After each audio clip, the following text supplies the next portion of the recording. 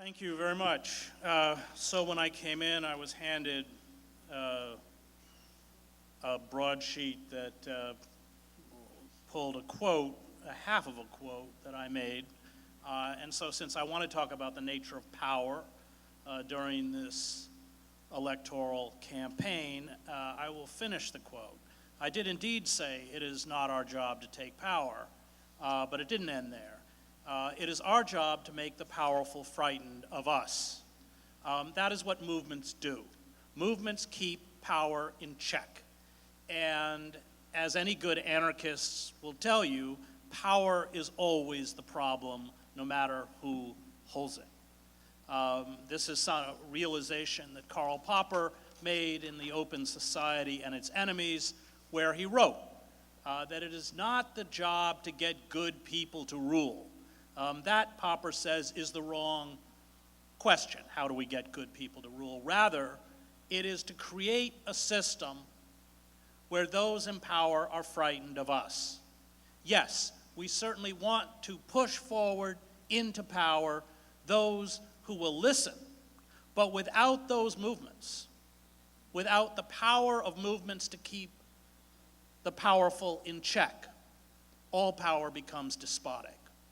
And this was an understanding that Julia Benda had in his great book, The Treason of the Intellectuals, where he said that all of us who care to create a society based on justice, a society that takes care of the vulnerable and the weak among us, that expresses compassion, are given a choice between choosing two sets of ideals, privilege and power, or justice and truth. But as Benda writes, the more we make concessions to those who serve privilege and power, the more we diminish the capacity for justice and truth. And we just finished a session on Rosa Luxemburg, who I think of all revolutionary theorists probably understood this the best. It is important that we rebuild these movements now, movements that have been destroyed consciously in the name of anti-communism, especially at this crisis moment within the American political and economic system, where we are teetering on the brink of a very frightening form of proto-fascism. One of the mistakes that Bernie Sanders made, a mistake that Shama Sawant and I called him out on before he announced his campaign, was the decision to run within the embrace of the Democratic Party. And we are now watching Bernie Sanders supporters, and I think arguably Sanders himself, confront the fact that this has been a rigged system. That when you have a system, let's not forget, by the way, that the cost of running the primaries is paid for by the taxpayer. And yet the primary rules are determined by the Democratic Party, so that they can manipulate a system as they did in Nevada to steal the vote from Sanders. They lock out independents. This is why in that last cycle, Sanders only won Rhode Island. That was the only state in which independents were allowed to vote. You have a system of superdelegates, you have money from super PACs. It's very clear that without all of these mechanisms, Sanders would win the nomination. And yet, through this long process, we have been given palpable evidence that democracy within the United States is a facade. And we are about to enter an electoral process with two presidential candidates who have the highest negativity ratings in American history, Donald Trump being number one and Hillary Clinton being number two. And those of us who care about recovering agency within our country, overthrowing the corporate coup d'etat that has taken place, and just for Homeland Security, who might be here tonight, let me repeat that word, that's called overthrow. We are going to have to step outside that system and build movements that resist. We are going to have to free ourselves from the insidious mantra of the least worst, because it doesn't work. Every election cycle, we're fed the mantra of the least worst, and it gets worse. Because our two-party duopoly, while it has a different rhetoric, serves the same centers of power. And that is why on all of the major structural issues there has been complete continuity between George W. Bush and Barack Obama, with the caveat that Barack Obama's assault on civil liberties has been worse. And I speak as a plaintiff in a lawsuit that I brought against the president over Section 1021 of the National Defense Authorization Act. This is a provision that overturns the 1878 Posse Comitatus Act that prohibits the military from carrying out domestic policing. And much to the chagrin of the Obama administration, we won in the Southern District Court of New York. And Judge Catherine B. Forrest, in a very lucid opinion, explaining her ruling, 112 pages, said that what this act does is empower the government to criminalize an entire category of people and detain them without due process. And she brought up the plight of the 110,000 Japanese Americans who were detained in World War II. Because this section authorizes the U.S. military on the streets of our cities to carry out extraordinary rendition against U.S. citizens, deny them due process if the state deems them to be a terrorist, and holds them indefinitely in our black sites, including our offshore penal colonies. And the 2-year legal process, the Obama administration immediately appealed. They immediately appealed. The day of the ruling, they went into Judge Forrest's chambers, and they demanded that she lift her temporary injunction in the name of national security. And when the federal attorneys came in, they now came in with attorneys from the NSA. And Judge Forrest, to her credit, refused. That was on a Friday afternoon. At 9 a.m., they were in the Second Circuit, or the Appellate Court of New York, demanding the same thing, and unfortunately, the Second Circuit agreed. Why? The lawyers Bruce Affron and Carl Mayer and I wondered why. Why? We knew they'd appeal, but why were they so aggressive? And the only thing that we could surmise is because they are already using the law. There are already dual nationals, Pakistani U.S. nationals, being held in black sites. And if they could get out, and if they could get legal representation, the government would be held in contempt of court. And what was the response? The Second Circuit, it's a panel of judges, they review the case, they wouldn't rule for months. And during that time, the lawyers went to Nancy Pelosi and they said, because this provision is renewed every year, all you have to do is insert into the provision that U.S. citizens are exempt. And of course they did not, because it was written for U.S. citizens.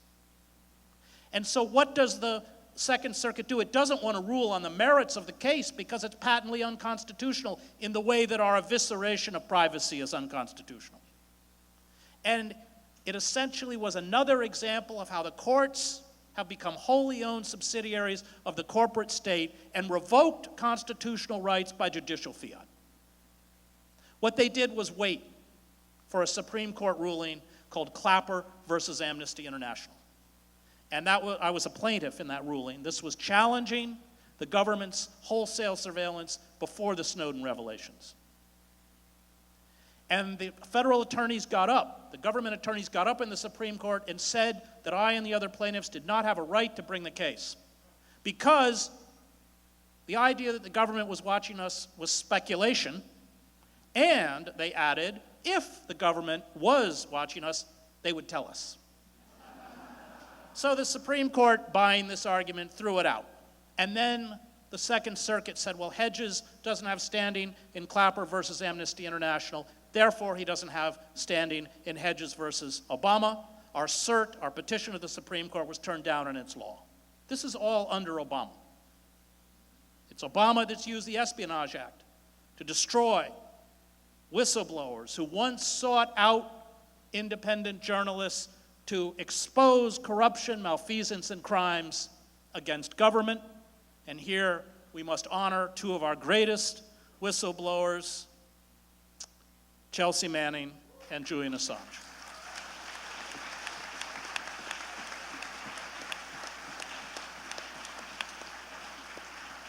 And Edward Snowden. And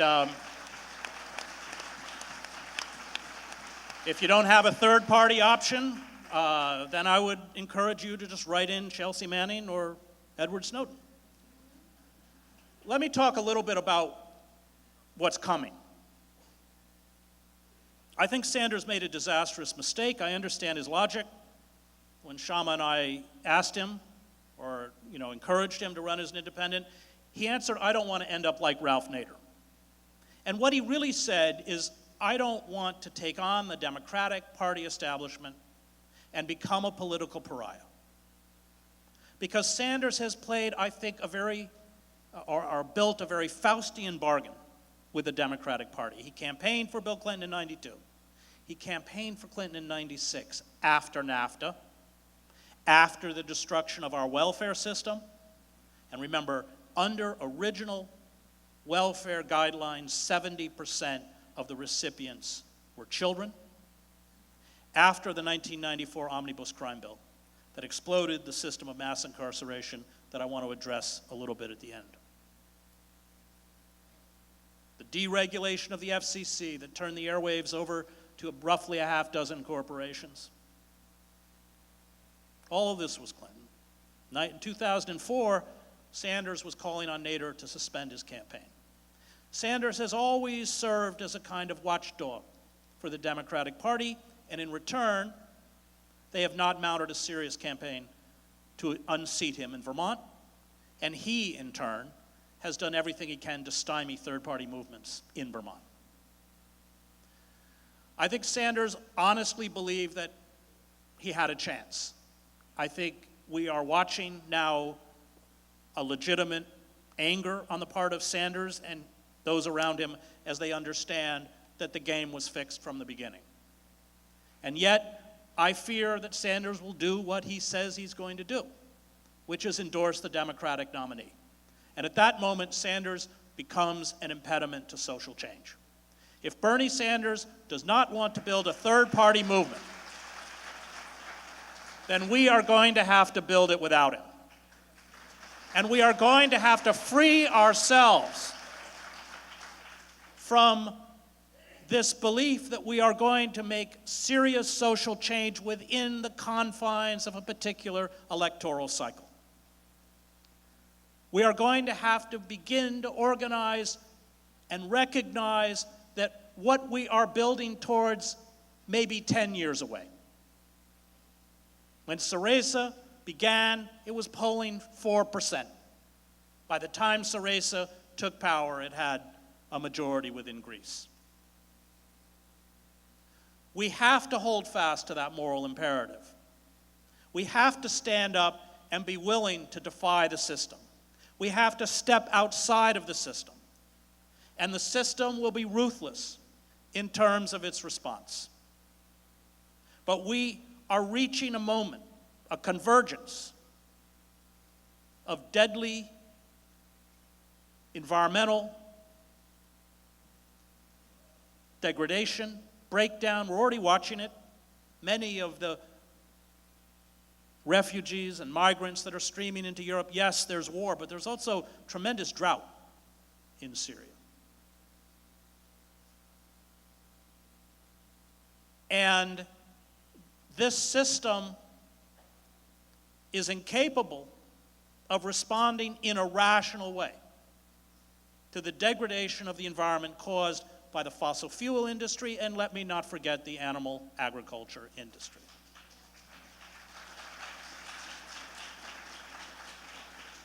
Wall Street has been unleashed once again with money that has been given by the Fed at roughly 0% interest. And so at some point, we are going to see another financial crisis that may be twinned with an ecological crisis. And at that point of breakdown, within a system that is incapable of responding, except to further enrich and empower a global corporate elite, you will have large segments of the population. We are witnessing this at the moment in Europe, turning to these proto-fascist forces that are embodied in figures like Trump. Richard Rorty, in his book, Achieving Our Country, it was the last book he wrote, warned that the inability of self-identified liberal elites to respond to the suffering of the underclass, while it continued to speak in the language of diversity and multiculturalism, was actually empowering the nativist, racist, homophobic forces that are gathering around Trump. Why? Because they redefined empowerment. What did feminism become? Not empowering oppressed women, the way Andrea Dworkin called us to do, but by having a woman president or a woman CEO. And that lie, which was perpetuated by liberal elites, because the assault on people of color has been far more draconian than it has been on the white working class, allows demagogues like Trump to sell a message to dispossessed whites that they have been disadvantaged or disenfranchised because entitlements have been given to other marginalized groups. And the lie of our liberal elite has essentially come back, a kind of blowback against them. If Hillary Clinton becomes president, a political figure who embodies everything on each sides of the political spectrum we have come to detest, then you may get rid of Trump, but you will vomit up somebody even more vile. And the only way that we're going to be able to break the back of this rising proto-fascist movement tied to the gun culture and the Christian right is to build a viable left that holds fast to the moral imperative of defending the interests of working men and women in this country, and is willing to be pushed outside of power for a certain period of time, rather than dilute or give up that moral imperative, which is something, by the way, that Rosa Luxemburg understood. And it's we who have to do it. And if we don't do it, then we are going to see ourselves slide into a very frightening form of despotism, one where a state or a system of neoliberalism, which has lost all credibility, is forced to maintain power by carrying out increasingly more vicious and brutal forms of violence. This is something Hannah Arendt understood in Origins of Totalitarianism when she wrote about the stateless, which is essentially what people of color in marginal communities are, stateless. They have no rights. They have been taken from them. Police serve as judge, jury, and executioner. And I teach, as you heard, in a prison I just finished teaching Sheldon Wolin's great work, Politics and Vision, to my class. 94% of the people in our prison system never had a trial because the system is designed to deny them a trial. In fact, the students I teach who have the longest sentences went to trial, and they were punished for it because they stack charges against you and then they barter like a poker game. But if you go to court, all of those charges are arrayed against you. And they have to give you a longer sentence because they use you as an example. They say, look, he went to trial or she went to trial And that's the sentence they got, so you better take the sentence we're offering. You can understand the awful dynamics of the corporate state by looking at what it does to the most vulnerable among us, and the best place to do that is in a prison where corporations have reached their deadly tentacles down to every facet of prison life. Global Tellink, which has taken over the phone services, and let's remember, the phone is the primary way that children remain in contact with their incarcerated parents. Is 4 to 5 times higher than what we pay.